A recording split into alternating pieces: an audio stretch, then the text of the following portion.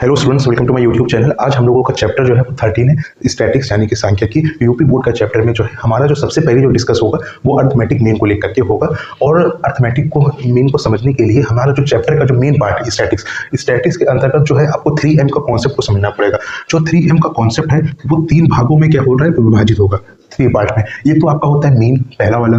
दूसरा क्या होता है, मीडियन होता है। और जो तीसरा वाला होता है वो क्या होता है, मोड होता है। यानी कि पहला मीन, मीडियन और मोड। हिंदी वाले जो है वो माध्य, माध्यिका और बहुलक, ये जो है कॉन्सेप्ट होता है। स्टैटिक्स जब 3 पार्ट में डिवाइड होता है उसके अंतर्गत हमारा ये प्रश्न करेंगे। लेकिन करने से पहले आपको कॉन्सेप्ट भी मालूम होना चाहिए, वरना अगर क्वेश्चन हम लोग करेंगे तो करना आसान नहीं रहता है। तो चैप्टर ये बहुत आसान है, तो हम लोगों को इस चैप्टर तो बहुत आसान है, लेकिन हम लोग जब करते हैं तो हम लोग को कॉन्सेप्ट नहीं मालूम होता है। हम इस चैप्टर के अंतर्गत सबसे पहले जो है कॉन्सेप्ट को क्लियर करेंगे, उसके बाद क्वेश्चन को करेंगे। तो जो हमारा जो कॉन्सेप्ट है वो मैंने आपको बता दूं, जिसमें मेरा जो क्यूब पास जो है वो क्लास 10 का जो प्लेलिस्ट है उसमें मैंने केवल जो है मोस्ट इंपॉर्टेंट क्वेश्चन पर डिस्कस किया है। लेकिन उसमें पहले वेरी शॉर्ट एमसीक्यूज होते थे, लेकिन इसमें एमसीक्यूज वेरी शॉर्ट नहीं होगा। इसमें सबसे पहले आपका माध्य को लेकर डिस्कस होगा, अर्थमेटिक मीन को, उसके बाद माध्यिका को लेकर डिस्कस होगा, तीसरा जो है बहुलक को लेकर के होगा। ये वीडियो 3 पार्ट में जो है वो डिवाइड होगी। और ये जो वीडियो आपका चल रहा है ये इंट्रोडक्शन का चल रहा है। और अगर आपको सारी वीडियो देखनी है तो पार्ट 1 अर्थमेटिक मीन की, पार्ट 2 जो है मीडियम की है, और पार्ट 3 जो होगी बहुलक की होगी। और कई बच्चे जो है इस चैप्टर को पढ़ लिया। ये चैप्टर कोई मुश्किल नहीं है और आपका एग्जाम में जो है 5 नंबर का लगभग आना तय है।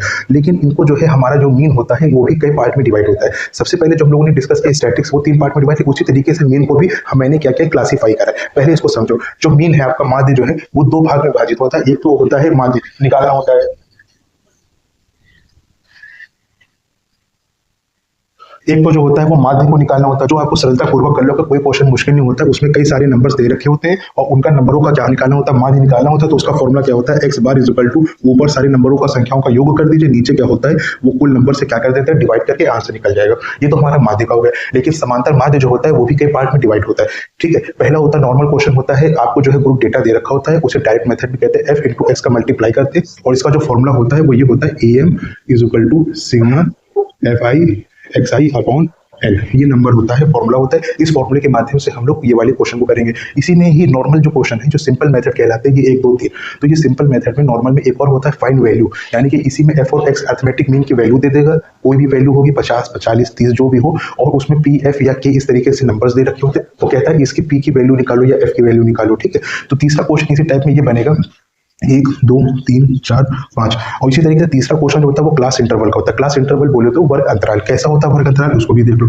वर्ग अंतराल आपका ऐसा होता है 5 से 10 या 10 से 15, इस तरीके से कहते हैं क्लास इंटरवल, यानी कि हिंदी में कहेंगे वर्ग अंतराल। इस तरीके का क्वेश्चन होता है। इसमें भी यही फॉर्मूला नॉर्मल वाला fi xi निकलता है। इसका जो चौथा कॉन्सेप्ट है वो है शॉर्टकट मेथड, यानी कि लघु विधि के माध्यम से जो है हम लोग समांतर माध्य को निकालेंगे। वो इसका फॉर्मूला अलग होता है, जब मैं ये कराऊंगा तो आपको फॉर्मूला बता दूंगा।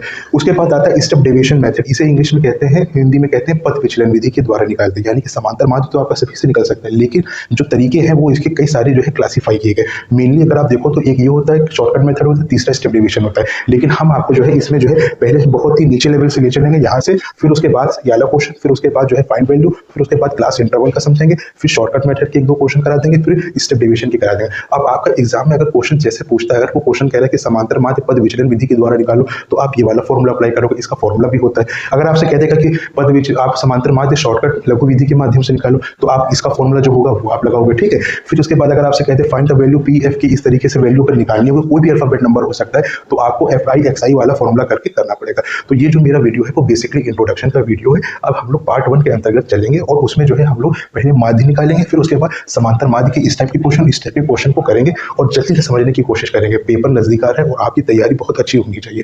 चलिए हम लोग जो है मूव करते हैं पार्ट 1 वीडियो की तरफ।